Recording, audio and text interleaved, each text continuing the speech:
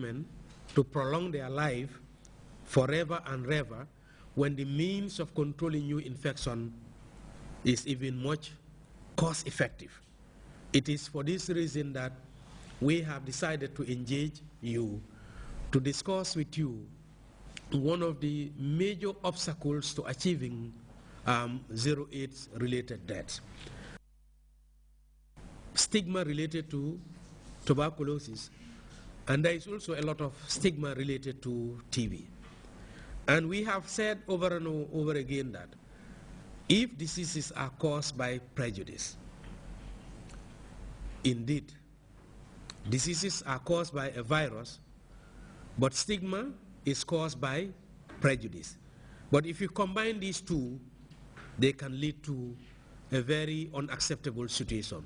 It is for this reason that we feel very much delighted that the Association of Health Journalists have thought of equipping the capacity of its members to have basic knowledge on HIV, but more so to have basic knowledge on the co-infection of TB, HIV, so that you would also contribute immensely in the creation of awareness to ensure that we renew our commitment to fight against these two diseases. Mr. Nuha Sise is the country officer of the UNAIDS. The president of the Association of Health Journalists tasked his colleagues to kickstart disseminating information gathered from this seminar and pleaded with the general public to follow health stories in the media. The public will be well informed, thereby putting an end to stigma and discrimination from the society, as well to achieve the 3 zeros. In so doing, we will be practicing exactly what we call ourselves as health reporters. With commitment, enthusiasm and determination on the part of both health journalists and the public, a generation free from HIV/AIDS and AIDS-related death could be averted. For GRTS News, I am Abdullah Baji. The people of Kenya finally know their new president after 5 days of anxious wait by supporters of both Prime Minister Raila Odinga and his deputy and bitter rival Uhuru Kenyatta. And North Korea reacts angrily to the latest UN sanctions imposed on the secretive nation on Thursday. Find out when we come back. KGI Fashion Shop, Standard Chartered House, now brings you the very best. Ladies lingerie, dress and tops, fashion jewelry, house curtains, ladies wigs and mesh, ladies shoes and matching bags, incense, coats and blazers for ladies, and much, much more.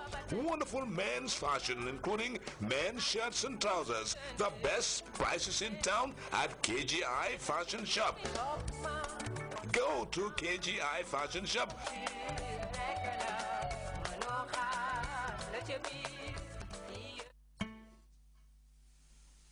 Welcome back. After 5 days of anxious waiting in Kenya, election results are finally out, with Uhuru Kenyatta declared president in the first elections since Kenya's violent ballot in 2007.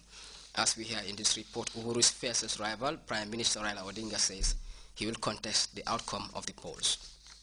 After 5 days of waiting, Kenya has a new president. On Saturday, Kenya's Electoral Commission announced the victory of Uhuru Kenyatta. Since Uhuru Kenyatta has received 6,173,433, he has received more than 50.07%. The razor-thin margin of Mr. Kenyatta's victory means that no second round will be held. However, his chief rival, Prime Minister Raila Odinga, says he will contest the results because of irregularities. It was Mr. Odinga's third bid for the presidency. We will therefore shortly move to court to challenge the outcome that the IEBC announced a few hours ago. We are confident that the court will restore the faith of Kenyans in the democratic rule of law. Any violence now could destroy this nation forever. Uhuru Kenyatta follows in the footsteps of his father, Jomo Kenyatta, who became the country's first president following independence in 1964. But Mr. Kenyatta's election could put the country in a difficult position. He has been charged by the International Criminal Court with crimes against humanity. The ICC accuses Mr. Kenyatta of funding a local militia to carry out reprisal attacks following the 2007 presidential election. The charge made little difference to voters. It's true, I am to stand trial in Europe. But God has shown us the path. In the end, it is Kenya who will choose its leader. On July 9th, Mr. Kenyatta will have to divide his time between governing Kenya and defending himself in The Hague. It can be said that he is unique in world politics as being the first president to be elected after having been charged with crimes against humanity. Interesting scenario there. Political threats from North Korea come in waves this week as the secretive nation vents its anger against new UN sanctions passed on Thursday. The sanctions, backed by the entire Security Council, including China, North Korea's closest ally, have been interpreted by Pyongyang as the work of enemies bent on confrontation. Meantime, North Korea has revoked all non-aggression agreements with South Korea. CNN's Anna Corrin finds out. We're used to fiery rhetoric out of North Korea, but nothing quite like this.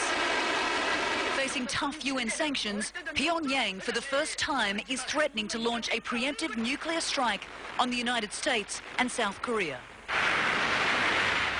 It comes just days after the belligerent state said it would scrap the 1953 armistice agreement that effectively ended the Korean War. There got to be some kinds of new thinking on how to deal with North Korea. Otherwise, you cannot get out of this vicious circle of crime and punishment and crime and punishment. North Korean expert Professor Chung In-moon believes the new UN sanctions, some of the toughest it's ever imposed, will do nothing to deter North Korea's determination to become a nuclear state.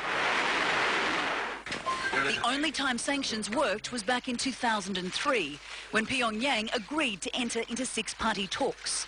But after 4 years and only 6 rounds of meetings, North Korea walked out, and there has been no further dialogue to this day. The United States and North Korea have entered the game of chicken, and nobody's willing to make concessions. Therefore, they're, really marching toward the collision course. As the UN Security Council punishes North Korea over last month's nuclear test, Professor Moon says it's now up to the United States to take the first step in getting Pyongyang back to the negotiating table. And the only way to do that is to open dialogue with the pariah state. He believes the man who can achieve this is the new US Secretary of State, John Kerry. A year ago, he met with North Korea's nuclear envoy in New York and has established relationships with Pyongyang.